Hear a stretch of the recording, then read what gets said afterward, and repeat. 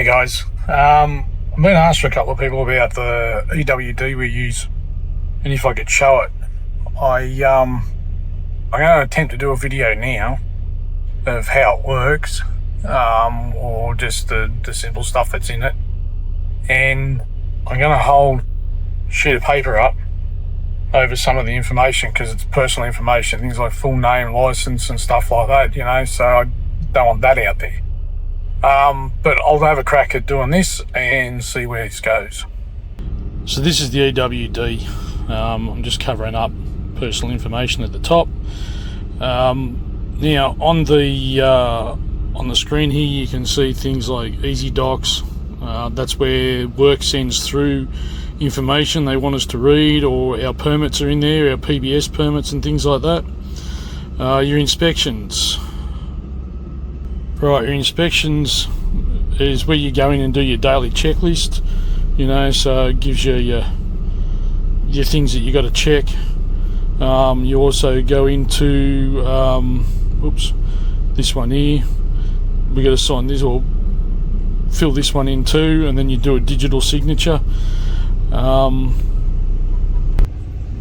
That gets then sent to the office. The digital signature is then recorded to say that you've done your pre-trip checks and stuff like that. So it's check oils, tyres, make sure your lights are working, make sure the trailer brakes are working and stuff like that. So you got to do all your check and then you come in and sign that.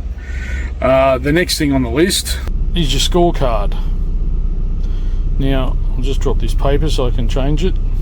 Right, so your scorecard gives you your rank in the company, the branch. We've only got one branch, and stuff like that. So that's today. There's nothing been going on today. Really, I don't know how the distance and the times work and stuff like that, but you know, you can see there, rank company 1, branch 1. You know, if you go back, it gives you an arrow up and down, or it puts just a circle with a line through it if you haven't changed positions in the company. See, so you know, yeah, it's just things like let me see, look, there we go.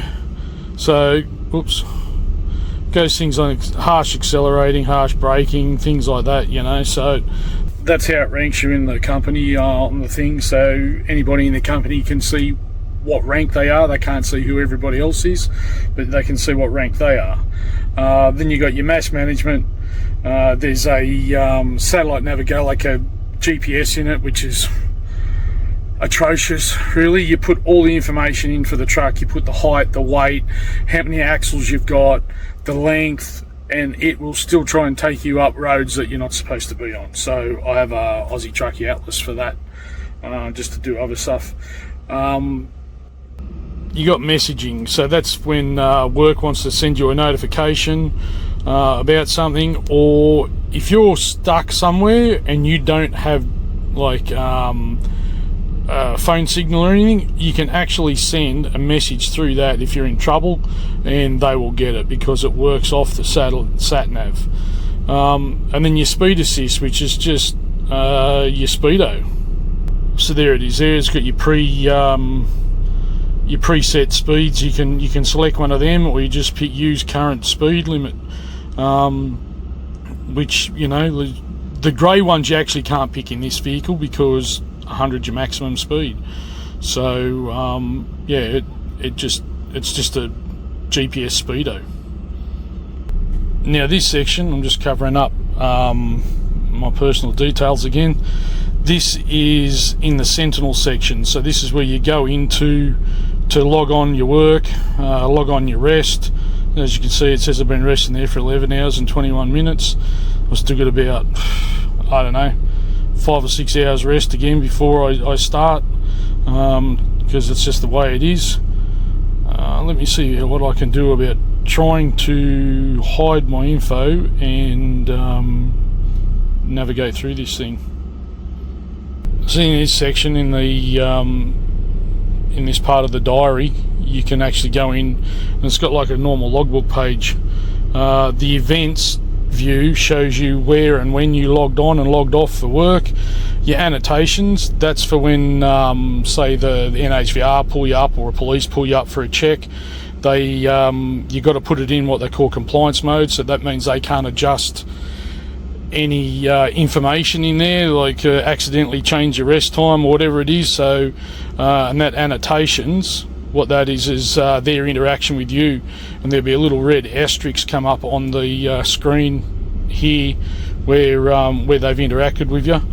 The options section, you go into that. That's the first place they go in to have a look. They hit options and it comes up with either green, not in breach, or red, in breach. And once they've seen that green, not in breach, then they more or less just give you the thing back.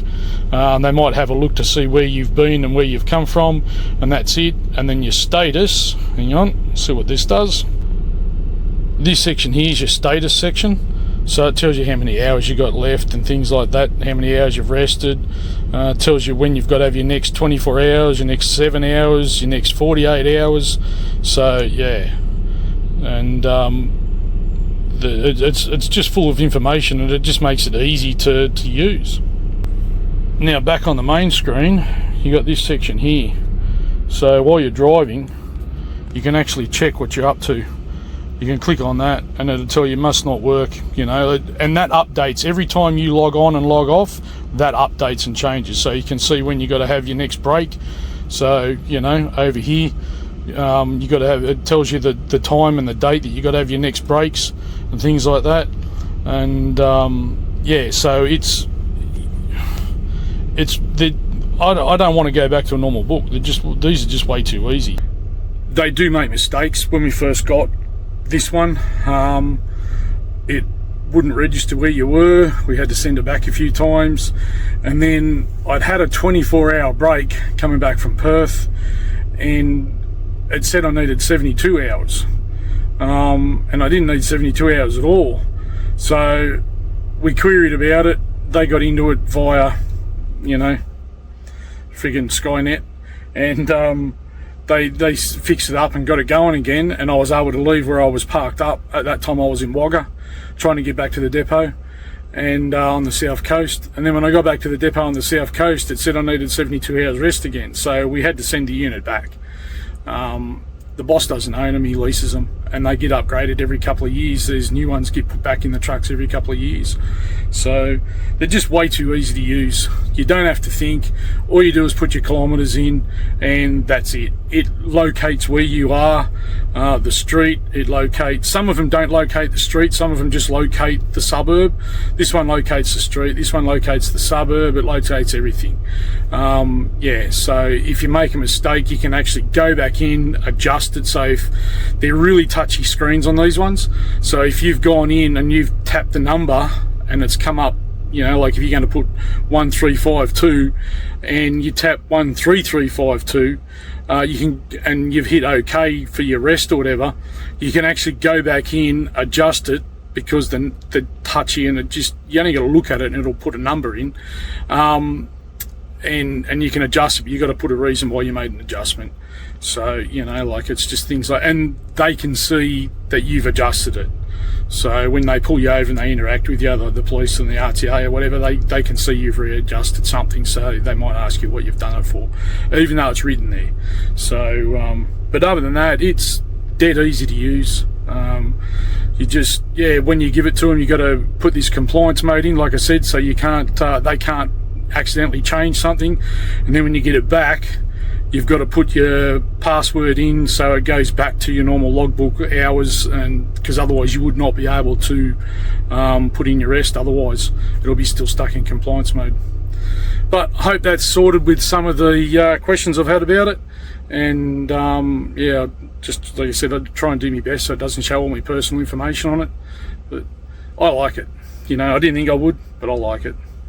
Alrighty, I'll catch you later.